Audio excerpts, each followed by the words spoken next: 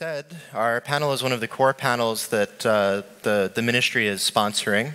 And as part of that, I'd like to invite Dr. Katrin Bornemann from the Ministry for Economic Cooperation and Development to come up and say a few words about the ministry's commitment and strategy with e-learning.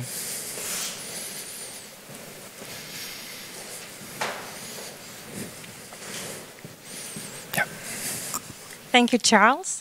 And thank you for this really nice opening words. I think we have never been announced as BMZ as the cool people, but thank you very much. It's a premiere. Well, ladies and gentlemen, thank you for attending today's panel. It is my pleasure to welcome you to our session on behalf of the Federal Ministry for Economic Cooperation and Development. Before I begin to read my speech, I'd like to give a special thank to you, Moataz, for sharing your story with us. I really do believe that through personal stories we understand better. And this is important because then we can take action. So thank you so, so much. We are building on the story of Moataz, and we are building on the stories of more than 65 million refugees worldwide. As you might know, the BMZ has substantially expanded its resources to support refugees and migrants in developing countries in the past years. In 2017, the BMZ alone invested almost 400 million euros in a special initiative called Tackling the Root Causes of Displacement, Reintegrating Refugees. However, new challenges do not only call for new resources. New challenges also call for new approaches. Digital learning is such a new approach. More and more people have the opportunity to learn through the internet. Therefore, we have put the topic of e-learning in developing countries prominently in our coalition agreement of the new German government.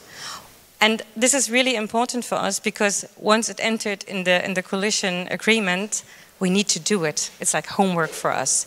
So I'm very, very keen on learning more about e-learning in this context, because then you give us inspiration for new things we can do here.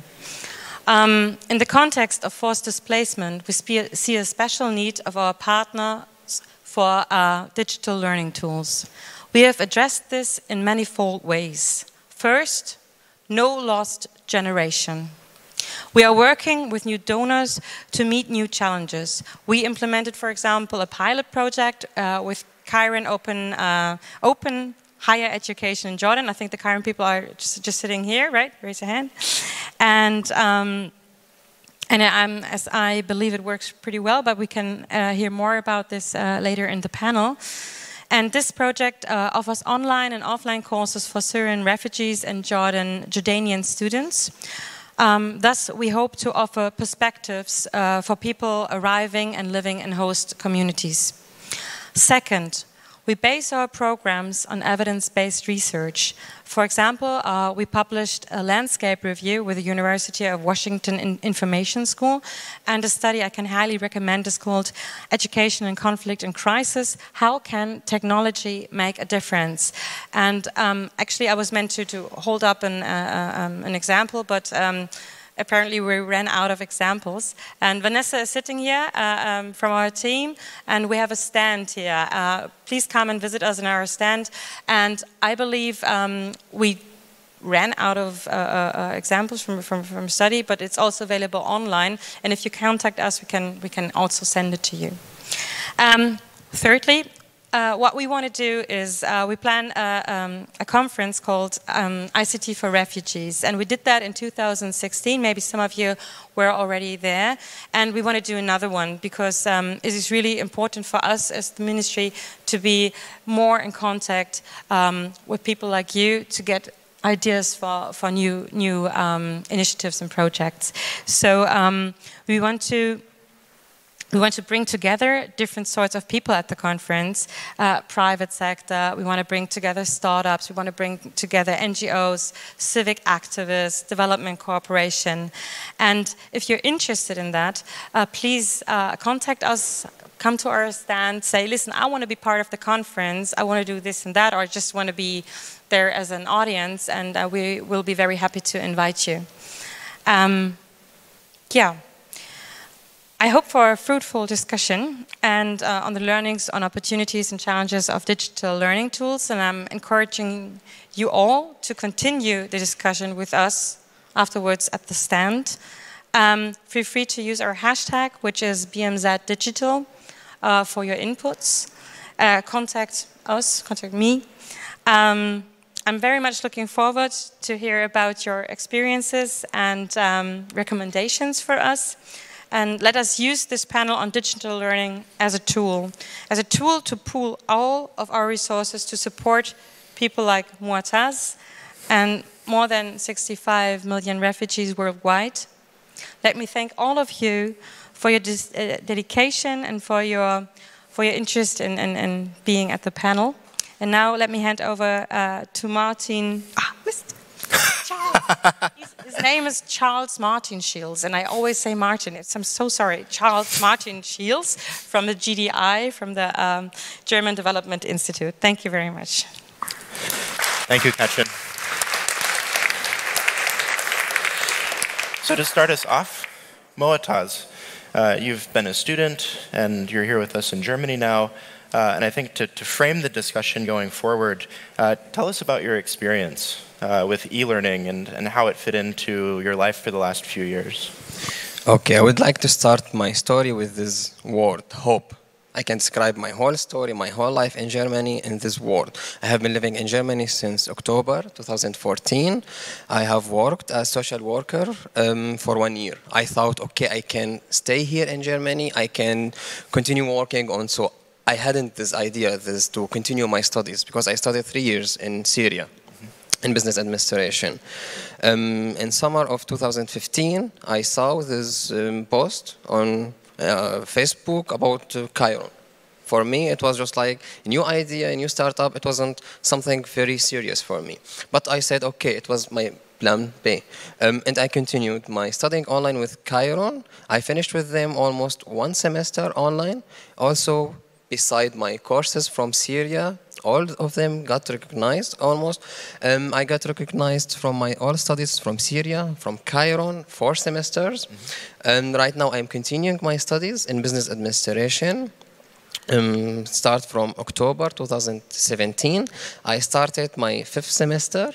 And right now I am in my last semester in marketing. I'm writing my thesis. In 1 month I will get my degree, finally, after almost 9 years of studying. My first year at bachelor was in 2009. So it's long term, yeah. Yeah. And before we move on, I'm curious, would your experience have been possible without the online option? No. Okay. Yeah, this is the short answer. The long answer is 1 year ago, I had totally many plans and no plan. So I had the idea that I can study something else, bachelor again, social work, or I can do Ausbildung or something else. I had no plans and I had other plans. But with online learning, I thought, okay, I can just like study 1 year. It's the same actually as if I were in Syria, because I studied there 3 years, it's 4 years. Those with Cairo, it's the same for me. If I get back to Syria to continue my studies, it's 1 year, and here I am studying 1 year. Fantastic. Yeah.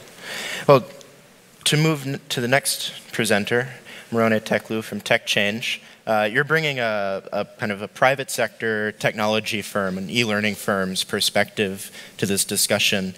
Could you tell us about Tech Change and the work you guys do in Washington, D.C.? Yeah, well, hi everyone. My name is Meronne Teklu, and I'm an instructional designer at Tech Change, which is an online learning company based in Washington, D.C. we kind of have two different avenues that we take when it comes to online learning. The first of which is that we are in the development space, so in the ICT4D space, both in DC but also internationally. We conduct internal courses such as technology for monitoring and evaluation, survey design and data collection and such. And we also have different implementing partners that we work with. Those include USAID, World Bank, Oxfam International, and others.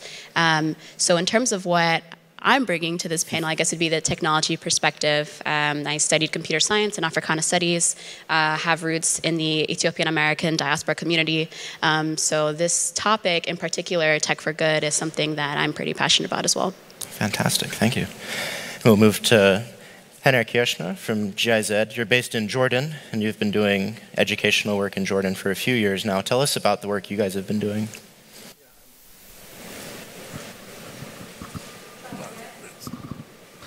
Yeah, I'm working with GIZ in Jordan since 2015 as team leader of a project with the long title New Perspectives Through Academic Education for Young Syrians and Jordanians. Thank you for the BMZ for this long title every time when I present the project. Then really thank you, because it puts not scholarships, we are providing scholarship for young Syrians and Jordanians, we are cooperating with universities. It puts something just in front of the title. It's New Perspectives. Mm-hmm. It's about creating new perspectives for people. And when I talked with Moataz and now heard about his biography, so I have a lot of similar stories heard by our scholarship holders. And I'm often so surprised how similar the biographies are in Jordan for refugees and in Germany. So our idea was not only providing scholarships, but also to support Jordanian institutions dealing with refugees and with higher education, to support them to offer a better higher education counseling for students, for Syrians and for Jordanians alike. And also we bring in the experience from Germany, from German universities in cooperation with Jordanian universities. Fantastic, thank you. And then Maren Kroeger from UNHCR. You'll be bringing kind of a global view to us as well as we go through this discussion, but tell us about the work that UNHCR is doing in the connected learning space. Yeah, thank you very much, and thank you also for inviting me and UNHCR to the panel. I maybe just give a really brief overview of the situation of refugees and education, just to understand a bit what we are talking about. And I think Moataz's example is really one that explains that education for refugees is often interrupted because of displacement. So the numbers that had been shared, the 65 million, I think we are in the highest displacement crisis ever. 65 million are all people who got displaced. Out of those 65 million, we have 22 million refugees. And out of those 22 million refugees, 17 million are under the mandate of UNHCR. The other 5 million are Palestinian refugees. So when we are now looking for all those people who got displaced, 22 million are below 18. So there's really a need to focus on education and offer access and quality education. And we have compared numbers of refugees accessing education, primary, secondary, and tertiary. And we see there's a huge gap between those who are not affected by displacement and those who are affected by displacement. So on primary level, it's only 61% of refugees who have access to primary in comparison to 91%. In secondary, it's only 23%. On tertiary level, it goes down to 1%. So those programs that GIZ is offering or Chiron is offering is really tackling this 1% of refugees who only have access to tertiary education.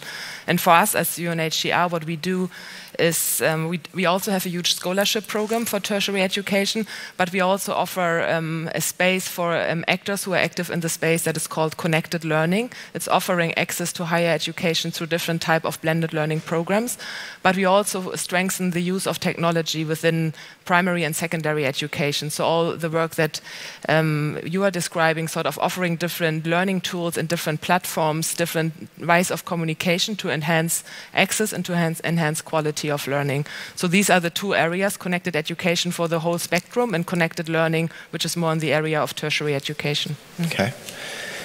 So I think what I want to do is bring it back to you, Moataz. So we've heard this kind of scaling from your personal experience all the way up to the global level. And I want to ask maybe a technology-driven question, but also maybe a social question. What made the platform work for you? Like, what was it about using the technology that you think, in your experience, made it something that you could succeed using as you were, I guess, essentially establishing a life in Germany? Yeah, in 2 words, the access and the free. That were just like, because it was accessible for me from my mobile phone, from my laptop, anywhere, any place, anytime. It was great because I was working. Then I had the opportunity to study after work also, and it was free because as I was new here in Germany, okay, I searched for some online universities. They are just like expensive. Yeah, but with Chiron, it's totally free. Not only the studying, but also the counseling, the mentoring, and the language school. All offers are free. Mm-hmm. And then, kind of in that space, did the technology fit into, I think you and I had talked earlier, how did it fit into the rest of your life? I remember you had mentioned to me that it was made easier because your mobile phone is already a space that you turn to. And how did that fit in? Yeah, I have been learning online since 2012 with Coursera and other MOOC platforms. It was easy for me to get integrated within this system, within this online system. With my phone in my pocket every day and with my laptop and my tablet, it was kind of very, very easy to study online. Okay. And I think that transitions to a few technical questions I want to ask you, Meronne. Moataz, you mentioned mobile phones. What are the challenges that you guys at TechChange face when you're developing software and when you're developing interactive experiences that you try to work around, especially in low bandwidth environments or environments where someone may only have a mobile phone? I guess, what would be your top kind of technical fixes and workarounds for dealing with something as basic as different screen sizes? Yeah, I think that's a really good question. Something that isn't very concrete to answer. So the first step is designing for mobile. And the way that we kind of approach that is that there are many different e-learning authoring tools out there. One of them that we use at TechChange is Articulate Storyline. And so when we're thinking about designing for mobile, what we're designing from the beginning is how it will look on that type of screen, right? Tablet versus mobile. You lose a bit of the interactive elements. So for our Articulate Storyline modules, if they are touch-based or if they are a drag and drop, we might switch that to something more slide-based if we're thinking about mobile first. So there's a lot of design considerations. It's not in terms of technical things that you were thinking about. It's more of designing with your end user in mind. Okay. And then something that I thought of, and then I want to ask a set of kind of much larger scale questions to Henner and Maren, is when you're doing design work, how do you think, especially in a mobile environment, because I know you probably use WhatsApp, you probably use Facebook, how do you design to keep the user engaged? Especially in a space where they might be getting banners dropping down and everything. Is that a consideration? Yeah, that's definitely a consideration. So another approach that we have at TechChange is that we don't want our online experience to be boring. And so the way that we do that is we really encourage facilitated courses, whether that's live webinars, whether that's live chat, discussion forums and such. We are trying to create a platform that is based on community learning, which we believe is a bit different from how others may be experiencing their online content. A lot of times it's self-paced, it might be isolated. You might not have a community that you can always connect to. So being able to have live functionalities, I think is important, and then also encouraging collaboration within your cohort. Mm-hmm. So you mentioned a number of cohorts, communities, and I think that's a good transition. Henner, I want to ask about the challenges that you faced working in Jordan at a country level when you're implementing blended learning. And when we talk about kind of social networks and communities, along with the technical questions, what are the challenges that you've faced in the previous years? Yeah, first, when we approached forms of digital learning, e-learning and so on, we learned that this is not welcomed by all actors involved in the field of higher education. It's creating a lot of fear because it's creating a kind of competition on the level of the teachers and professors. but it's also another problem is that the most important network you have in the region or in Jordan is your friends, your direct contacts, not online contacts. And so we decided to start our pilot with Chiron as a form of blended learning, and this was the right decision. We had the second approach, focusing only online on mentoring. This was not working so well because you need a direct contact. You need the contact to the people teaching you at least once, and then you can start with online learning. You have to create the connection. So the blended learning approach is key to success.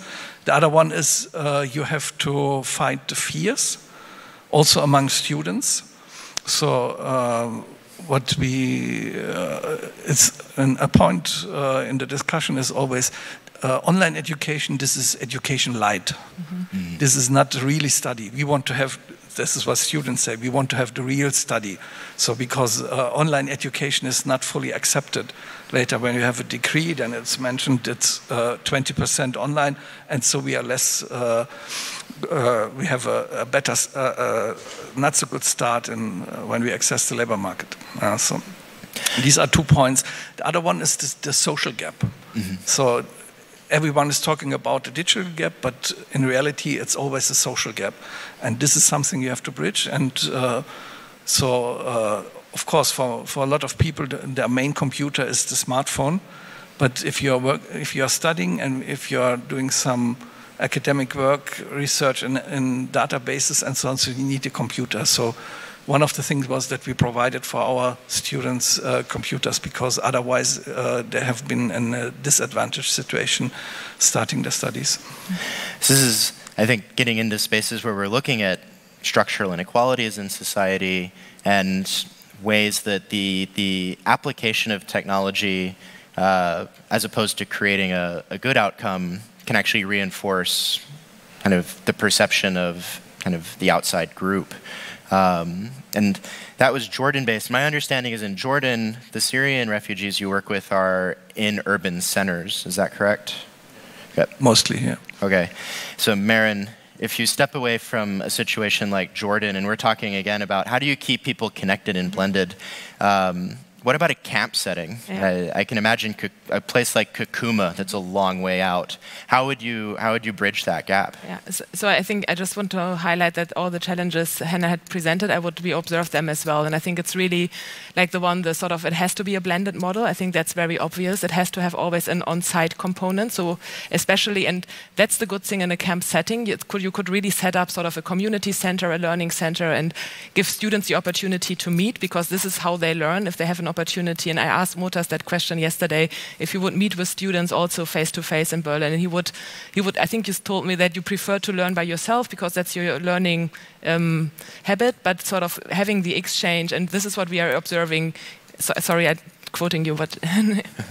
Yeah, but we have also regular meetings at Chiron, just like every month or 3 months or twice at the year, to meet the students from all around Germany to get to know each other also. Yeah. It's very, very important also to meet the students. Yeah, so really I think this sort of the mix between online learning and on-site learning, that's what the success factor is. And we have observed it in many programs that the dropout rate actually goes down when you have a stronger on-site component, because that's sort of joint learning, and also having a tutor, having a site where you can go, having material that is available. A lot of the students, especially in Kakuma, nobody would have a laptop at home. A lot of refugee students do have phones, but they would not have the connectivity at home to sort of download material. But they have in the space where they go, they could use the facilities, they can print out materials, they have a stable connection that they could join webinars and so on. So I think that on-site component is really crucial. And I think I also want to highlight the question on perception, because I think that's something that we really observe observe as well that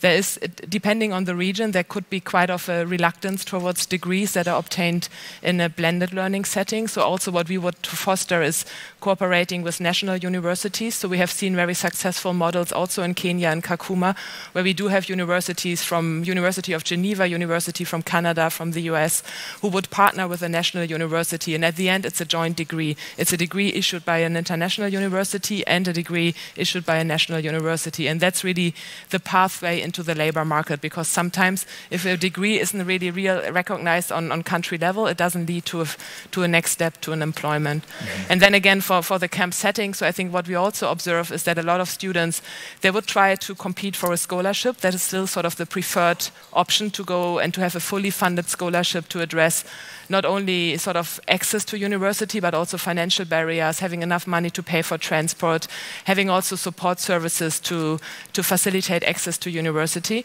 But if they don't find a scholarship, they would sort of join a blended learning program. And in Kakuma, we have programs with Jesuit Worldwide Learning, where over 200 refugees are studying in an online degree. They do a liberal art bachelor degree. And this is really something where they are connected with students in the US, with students also doing those type of degrees in other countries. And it's really a vibrant online community. And a lot of refugee students, but also students from the host community, they can share their stories, they can learn from each other. And I think they also get really challenged by tutors and lecturers in different countries. So I think that's a really sort of model that is working well. And for camp, it's, I think, really the opportunity through blended learning programs is to expand access. We can reach way more people than we could reach via a scholarship program, and we can also increase the quality. So I think if it's done well and the technology is not only technology but used in the right way, it can really also advance the level of quality of teaching. And Meronne, I want to kind of take all of that back to the technology side.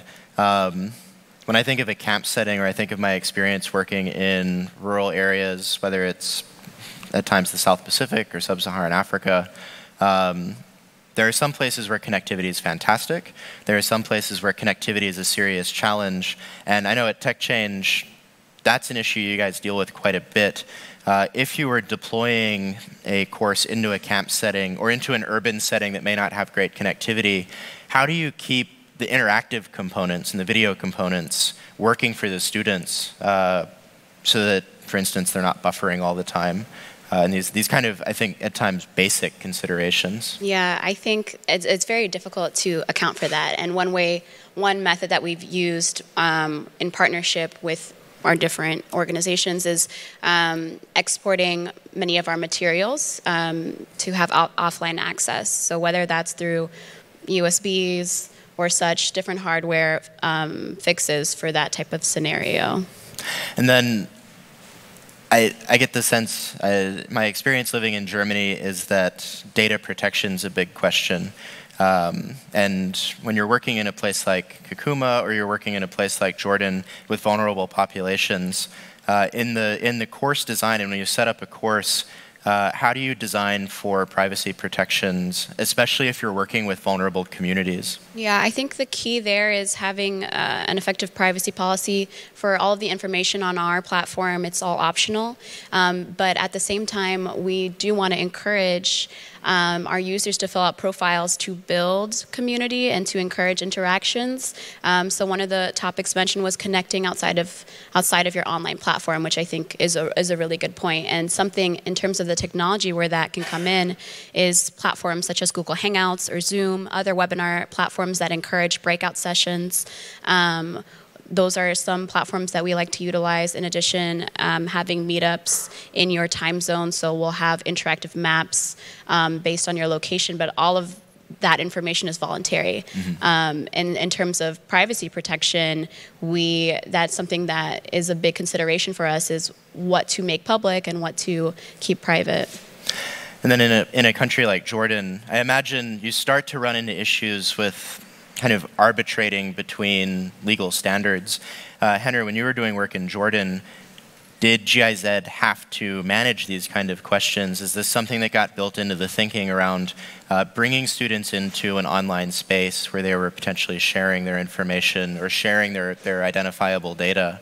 And what that means if you're a refugee, for example, versus a Jordanian citizen?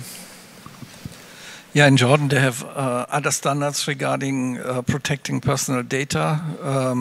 When we started in 2015, it was a common practice by the Jordanian government, by the Ministry of Higher Education, to collect the data of all Syrian students starting a study program in Jordan, transfer it to the Ministry of Higher Education in Damascus, and ask them, they really have their exam, or they really finished their bachelor, and so on. Yeah? So this is a quite different way to deal with this. For us, it's clear we are following our strict rules on data protection. It was also something we discussed when we started the cooperation with Chiron, and we shared the same perspective on this. And so I think for us, this is not a problem, but I think in general, this is, of course, a problem. So when the results of exams are published, there are, with name and results, they are published on the walls of the university, so everyone can go and look at it as another example. So I think regarding data protection, there is a long way to go in Jordan, but we, of course, we have to deal in another way with this challenge. Yeah. And then scaling up, when we start talking about protection processes in a camp, Maren, when UNHCR engages either with their own platforms, or if you were to work with a provider like TechChange, I mean, how do you deal with those challenges? Yeah, maybe just to step back, I think what is really important is that for refugees, I mean, for everybody has a right to personal data protection, but specifically for refugees, it's even more important because all of them are fleeing persecution, and there's a reason why we would strongly disadvise on sharing data with the country of origin, for example, no, because there are fleeing persecution, so we don't want that personal data is, or even living or spaces are available to the government where they're coming from. So there's really for refugees there's a strong need to protect personal data and to make sure that that is not available to everybody and who might have been agent of persecution before. So I think that's one important point. Then we know that for a lot of that those type of checks have to take place, because for admission to university, a lot of personal data needs to be available and also needs to be checked. No, we have to make sure that the student has finished secondary school and that all the documents are completed, because admission processes to university are always complicated if it's a blended learning program or a traditional program. So this is something where what we have seen maybe as the biggest barrier, and I know that you face similar challenges, is that often students wouldn't arrive with their complete set of documents. So also when they would apply for an online program or a blended learning program, which is maybe managed by a US university or by a Canadian university, they have to go through the same admission process than any other student. And then often their documents might only be copies, or they have copies that are not recognized, their certificate have not gone through the equivalency process. So the whole admission process can be very challenging for refugees, just because as the set of documents is not available. And then we would say we are working with institutions and they use their processes. No, we would not. We have UNHCR we have our own processes for registrating refugees, but that's more for knowing how many refugees are in a certain context and what their specific needs are to determine population data. But for, I would say, registration into education programs, we follow the process that the organization has put in place, and every university has a very thorough process on that. And I think then the third part is on sharing data, sharing information throughout the learning process, and I think then it's up to each person what type of information they would like to share, because they need to be aware that maybe some of that information is registered, is kept somewhere. So I mean, then also again, refugees have to be, or I would say, take their own decision how much of their personal story they, for example, would like to share, how much they would like to engage maybe in a political discussion and so on. So I think there's different areas of data. Henner, you had a comment? Yeah, I just want to give an example how sensitive such data are. So we have built up, because we learned that we have to deal with highly traumatized people, and we built up a system of psychosocial support. And one part of the system was that we are offering consultation by psychologists, local Jordanian ones and from Germany. And this is something really sensitive, because no one of the students want to be handled as a sick person also, and this is what they always associate with psychologists. And so we made a contract with the psychologist, and we said, okay, just say the hours you're using and not names, and then the controlling or auditing department in GIZ then asked with the first time sheet, where are the names? So for what you spent this money? So we had to explain. And now we are putting in the terms for the contracts with the psychologist, code of conduct of the German Society of Psychology, how to deal with patient data. And so it's really important that it's also we are creating a setting for such consultations that no one can see coming and going someone and so on. It's a highly sensitive issue, and you have to deal appropriate with this. It's actually kind of interesting as you were describing this. I mean, the panel is on e-learning, but in a way, the e-learning process kind of becomes a vehicle for, I would say, the transfer of knowledge and skills and processes. As you said, the German standards for medical data, you're transferring that knowledge to Jordan. And it's kind of interesting to see these maybe just unintended effects of using these tools well.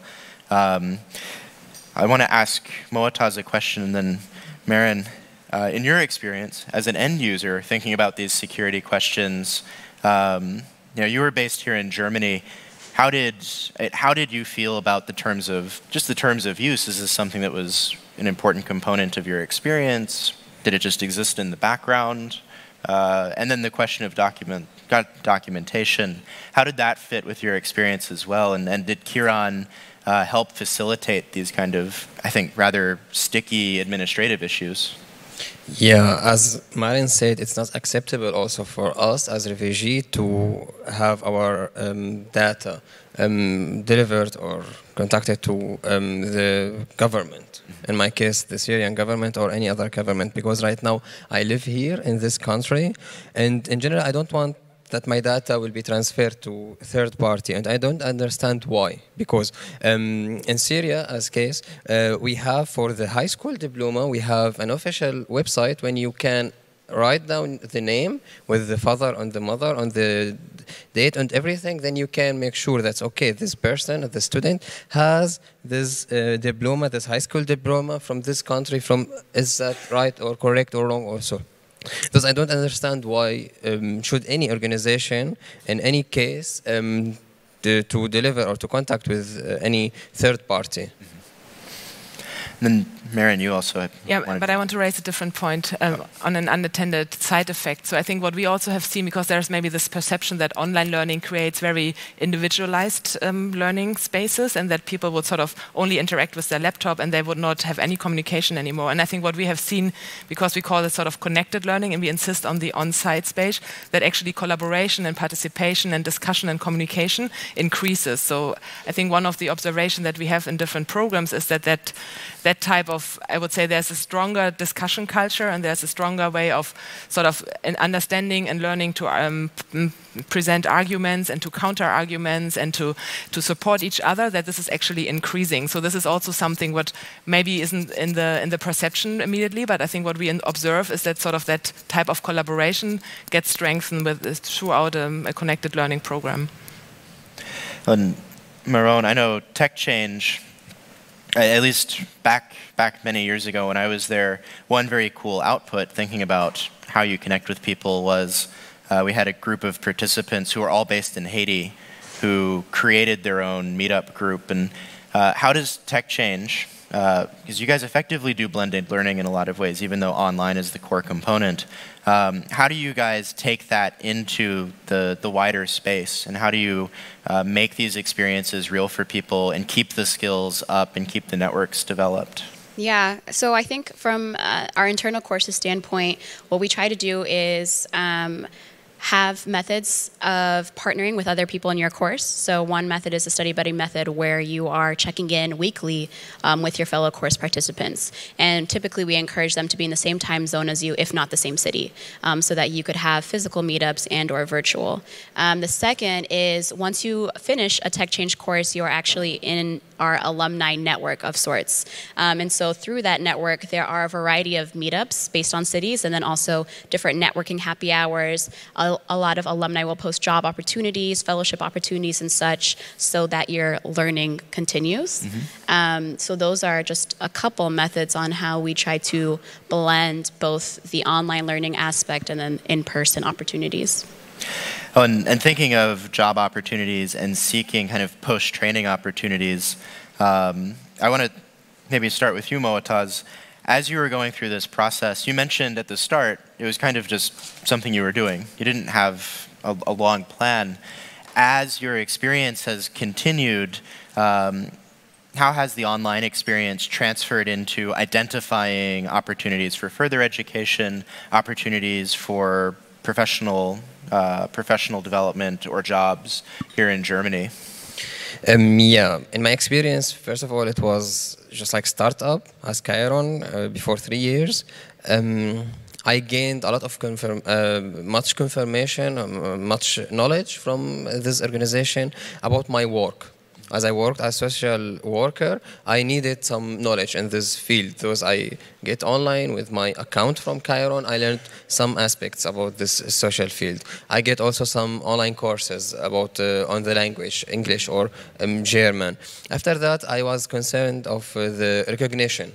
After I've seen that's okay, this organization is well recognized right now. These courses are recognized. I can right now also go further with my process to continue my studies, because it's not only startup, it's well recognized organization with all the outcomes are recognized to continue my studies. It's about the recognition. So this is it sounds like a very key thing. There is purpose built into the Chiron model around kind of making sure that these outputs are recognized, that you have access to the job market. And in this case, you were talking about being a social worker, making sure that the skills that you're picking up in the online platform feed back into the work you're already doing. I'm not entirely sure about the laws in Germany, but I would ask Henner and Maren, when you think about learning outcomes and online platforms, one question I'd have is expectation management and how you deal with that in Jordan, or how you deal with that in a variety of settings. And also, how do you navigate, well, labor laws that in some cases can be structurally discriminatory? Would you... You can start with the Jordan model. Yeah, okay. This is, in fact, our toughest challenge. We want to create new perspectives, and this means we don't want to use a 3-year study program as a parking lot for refugees. So our goal is to really create perspectives, long-lasting perspectives for people accessing labor market, find a stable situation where they are able to found a family, to settle, and at least for some years. The difficulty is that Jordan itself is struggling with a high rate of unemployment. And so the Jordanian government is also under pressure to provide jobs mainly for Jordanians. And this is really strong challenge in the field of academic jobs. So with the white-collar jobs, the blue-collar jobs, there are opportunities, and they are used also in programs by the German Development Corporation. But regarding the white-collar jobs, we have to find gaps in the system, but it has to be a win-win situation for Jordan and for the refugees. And so one could be a more precise or more specific consultation before refugees start their study, because they have to know what is possible. So when you offer a scholarship program and they can choose their subject, 80% of the male students are choosing engineering. But engineers, there are already a lot of them, but Jordan is looking for people, for software developer, for people in IT, in the field of IT works.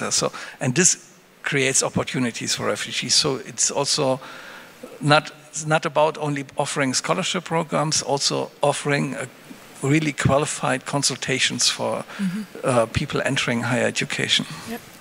Thinking from the end on. Yeah. So, No, and I fully agree, and I mean, we have a lot of discussion on that specific Jordan example, because I think the first question that you have to ask is the legislation allowing refugees to obtain employment, and then it really depends country by country how the regulations are, and if it's fully accessible, if it's only accessible for certain areas, if there's a huge unemployment rate anyway. So I mean, these are really all the factors to consider. So it's very hard to give a generic statement on that, but I think the Jordan example is one where we are facing, or we will face, because we had a huge increase of refugees accessing universities, with I think the perspective that most likely they will return to Syria, but now being in the 7th years of the crisis, I think the return is not foreseen for very soon. So I think we need to find different ways on tackling that. And I think we have I fully agree with sort of the support services. I think that's necessary, counseling, mentoring, but also exploring areas of employment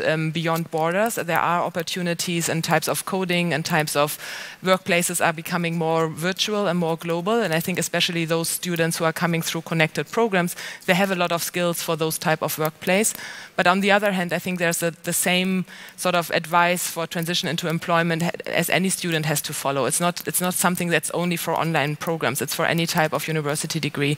And what we have seen in Rwanda, for example, where is a country where refugees do have the right to work, we have a partner, Kepler, working with Southern New Hampshire University, providing bachelor degrees, and they have set up an internship program, and they have set up a board of private companies who are sort of advising the program exactly on those questions, on where are the future gaps, what type of profile do we need, what type of graduate do we need, what type of skills are necessary, so that those companies can sort of provide advice to the curriculum and make sure that the students are gaining those skills. And then while they're in the program, all the students, all the refugee students have to do an internship, and they are supported and find that place. But again, this is in a context where the right to work for refugees is allowed. So I think that's one. The legal barriers are to identify, and then I think the sort of identify the gaps for employment opportunities. But also then there are different ways of engagement. There are entrepreneurship possibilities. It's possible to set up startup. There are a lot of refugees who are sort of engaged in their community structure, and I still would argue that there's a value on higher education, even if no employment opportunities is immediately available. So I think these are the future generation. They need leadership skills. They are role models for their community. So there are a lot of impact and positive benefits, not only for the learner, but for a broader network. It actually... Yeah, I would like to highlight this point about expectations. I quitted my university in Damascus 2013. I get back to university offline here in Berlin last semester, October 2017. I studied with Chiron 2 years part-time. Last semester, I had almost 6 courses, internship, I worked with Chiron, scholarship, got engaged. I had a lot to do, but yeah. But as expectation, just like online learner, online student, you cannot do it. I got in my courses at the university 1.3, 1.3, 1.7, 1.7, 2.3, international law it was, and one course it's just like bust. So those, as online learner, we can do it. To study online, then to study offline with good grades. Yeah, we can do it. Yeah. And these are the exact same grades than anybody. So I think I would not put it because it's online. It's like you're following the courses in a different way, but the grade is like anybody else who would have attended the course. The same. Yeah. Additionally, yeah. Well, I remember being at the BMZ stand yesterday, listening to 2 speakers talk about projects in Africa, essentially accelerator programs, and I think, as we're talking about e-learning, there's a much bigger discussion that we could have about the role of digitalization in job opportunities and the role of startups in creating job opportunities.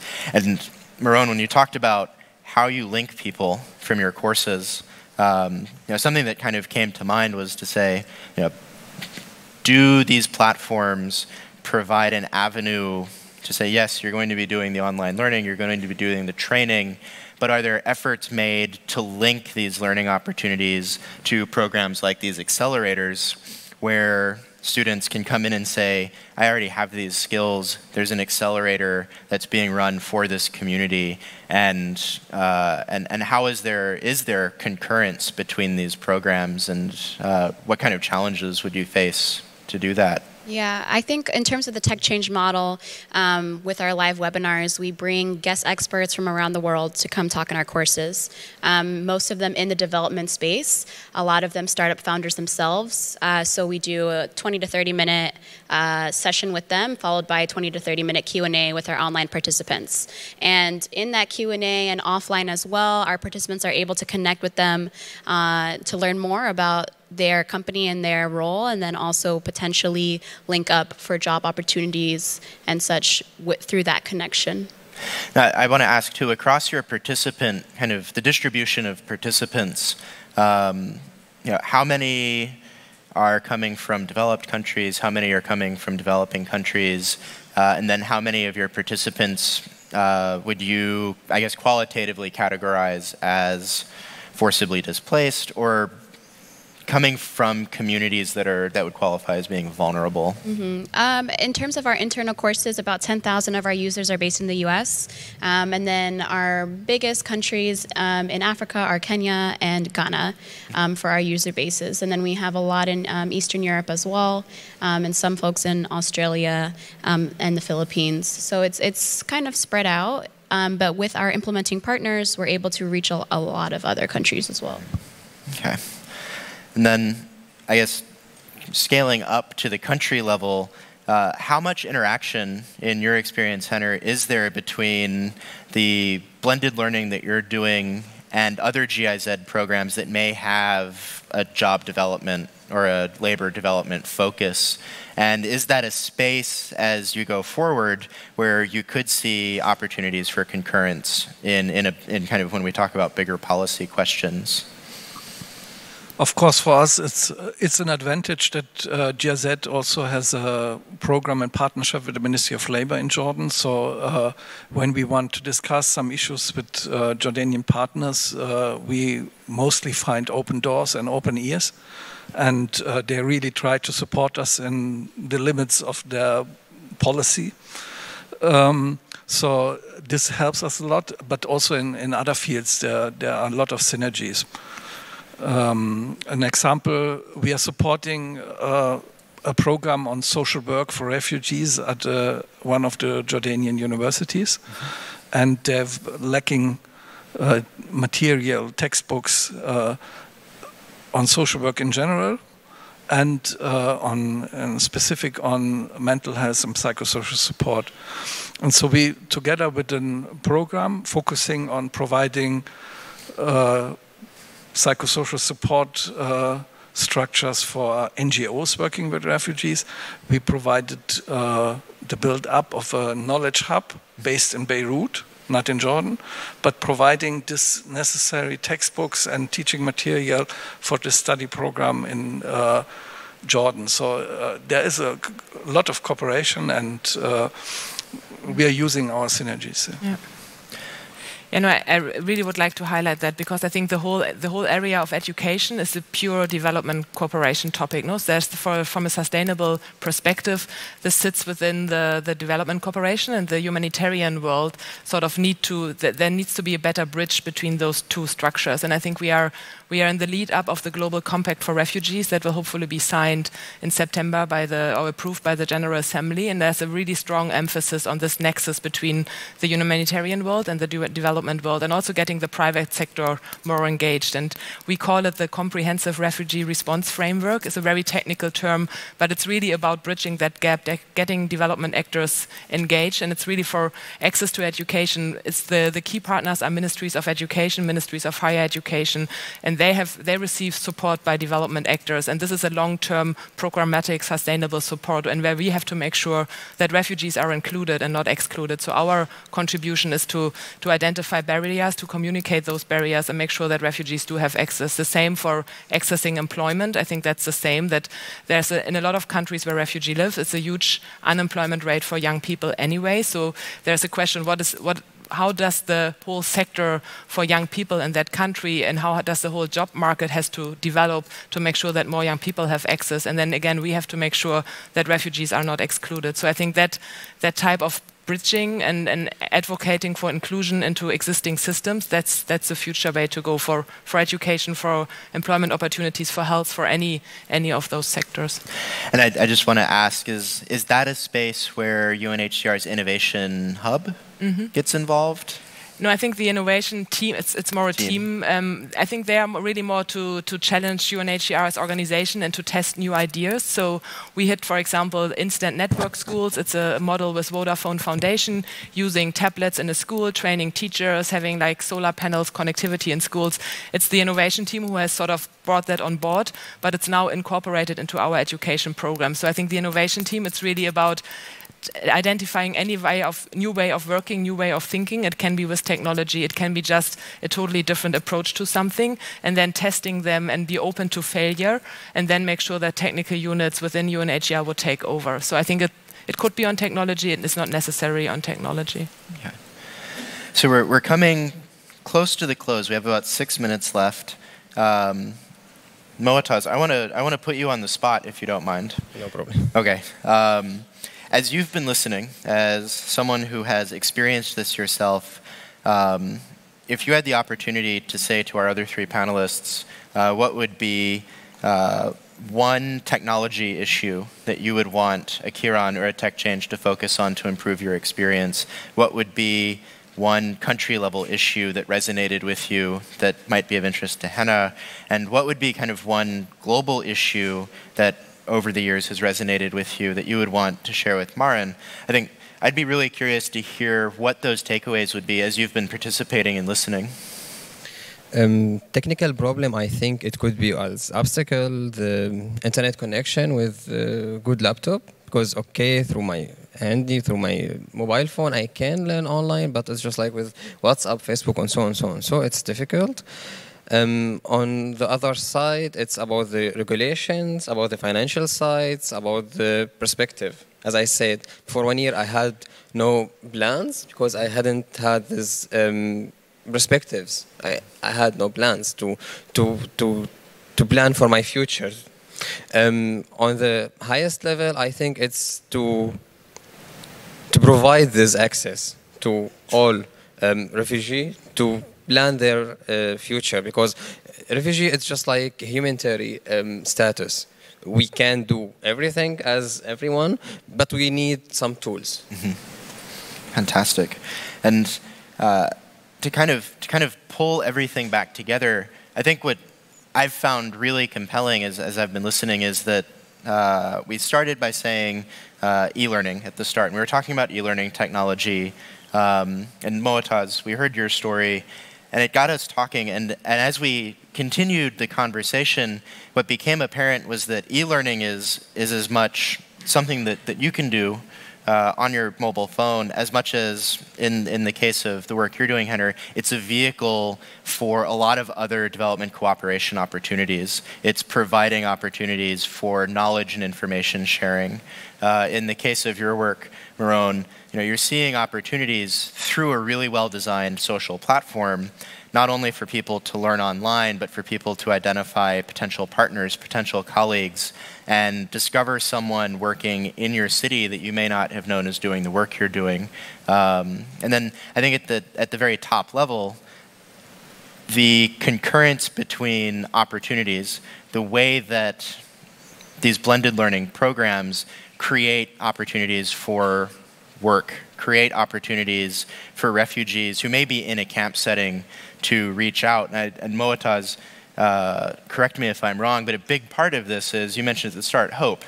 I imagine a huge challenge when you're going through this kind of transition is finding an anchor and finding a direction to go. And it seems like, in a really neat way, e-learning provides, through a constellation of processes, a vehicle for that for you, and I would imagine for many others. So I think with that, we'll go ahead and wrap up. I want to thank the audience and especially our presenters.